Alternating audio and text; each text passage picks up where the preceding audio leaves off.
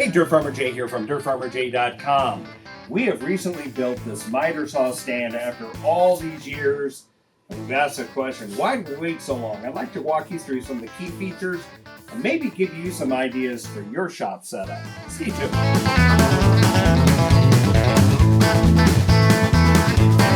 Hey, Dirt Farmer Jay here from dirtfarmerjay.com. Having a good miter saw in your maker space is a real addition, time saver, and allows you to be highly accurate. And if you've got a setup like this is really handy. Now, this one is a mobile setup. Some of you have built things in along cabinets, that sort of thing. I chose to take this route. It's just my preference. But I also want to give a shout out to my friend Steve Callahan, who in his CNC division of his business, his cabinet company, he was kind enough to knock out all the parts for this and actually had some of his guys on this part right here, the outriggers, the left and right, glue it all up and present it to me, and it was an MDF. I was able to treat all the edges to stop them from being so thirsty, and then go ahead and prime it and paint it. And I like bright colors, as you can tell. So we put those outriggers together. But Steve, thank you so much. It's been a long time coming to get this done, but now it's here and we really love it. So I'm going to walk everybody through just some of the things here.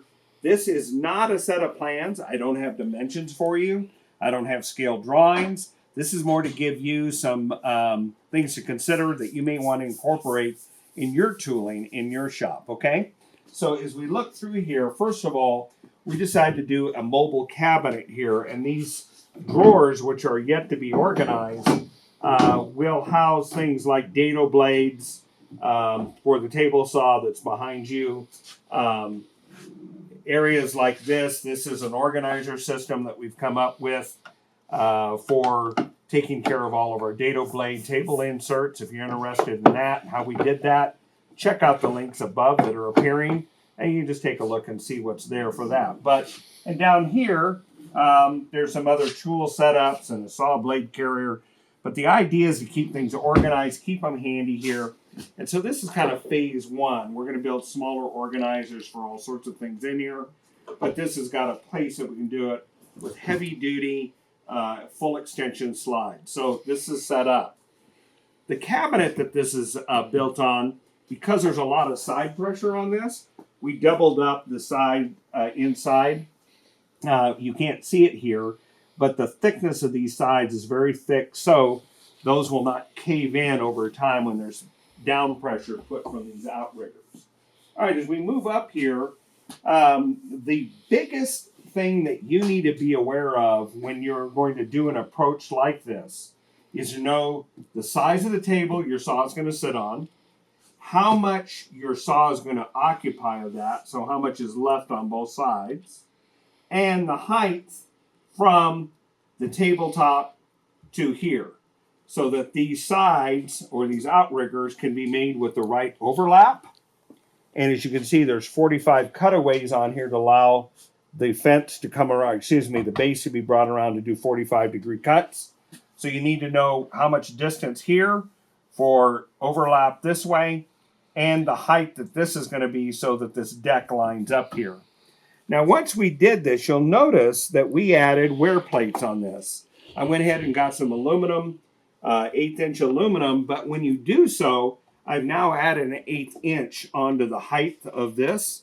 So this would have been an 1/8 inch lower. So you'll notice that I went ahead and made spacers right here that sit under the saw that raise the saw so that this is in plane right through here. So these wear plates will really help this MDF last a long time.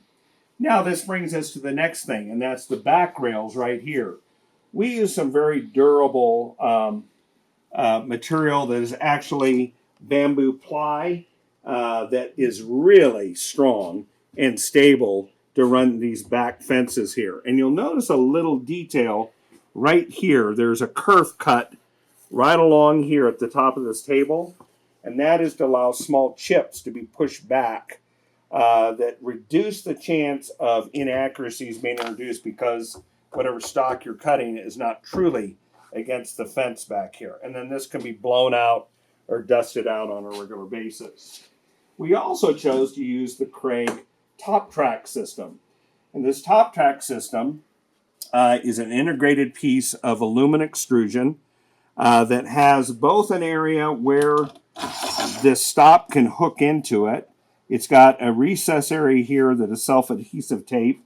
This is a left reading tape, meaning that as I go to the left, the numbers get bigger. So here's 11, here's 28, there's 39, etc. So this is going away, and this has been calibrated. So whatever cursor we set that on, if I want to cut something 24 inches, I can set it right there. You can see right through the cursor there, and then I can just tighten that down, and right against there to the left side of the blade is 24 inches.